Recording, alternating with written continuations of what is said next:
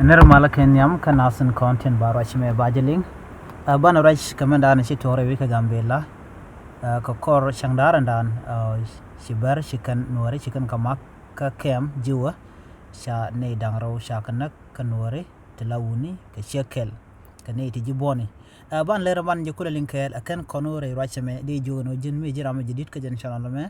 der je nyak nasin ko ken ka der subscriber kan online tv ko de lerin ko banon ka tung international de kan chama la shubkaji gor kon ngo de tung nuare de jalen ka gosna dial nasin kon tin ngai ka kwen ka ngai ka raide ko bu kon ler kon la talk re win kon nuare de kon ka chwaling ka gwas me tek tek chuje pero je no jinba bi notification bell bi jetwan ko ba mala shubkaji mi chaja la reach en ler dana nonka ler balinga jan gwasa me eri kan chito ka gambela ka kem jiwa en tie kana gambela kem jiwa en tie kan gambela e kem tin nuaratan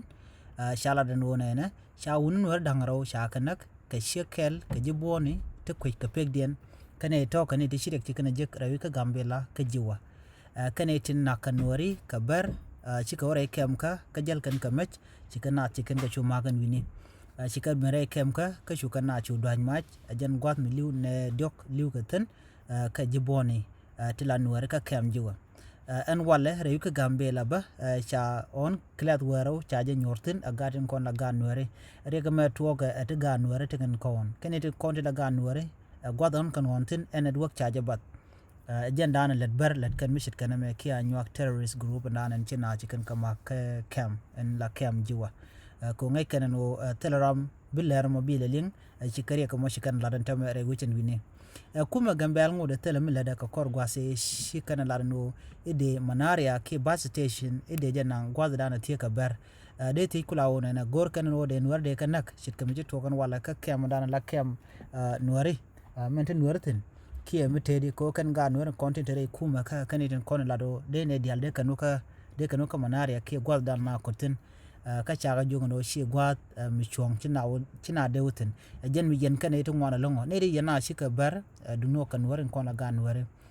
kan gan ware shika ne ti shi dier ka tek dan tek kan ware kontre wi ka gambela ajire ga dan ci la den wala ka gambela ne ro kan ware ti la wuni karam kel mi la cheng ware mi chana ka ji wakem ajenda na toktin ne mentama re wujin wi ne ka tele mi let kuma jemala kuma gambel shi ngai kan go en gambela nuar kon tin chikla gang kuma ku ka gang kos karwade anyog le dan balinga jen gwase me o jin mi shinga jen wochire kum chatuk chala en go ba de kana ba de kan kama ka kamten ko ken chit kamenti pinyidu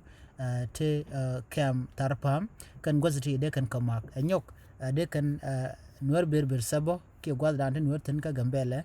newland chumani wi jab de kan ma hakka roja dan chalat ko kan chikaru de ala kan wo bi kari de bi kan kalat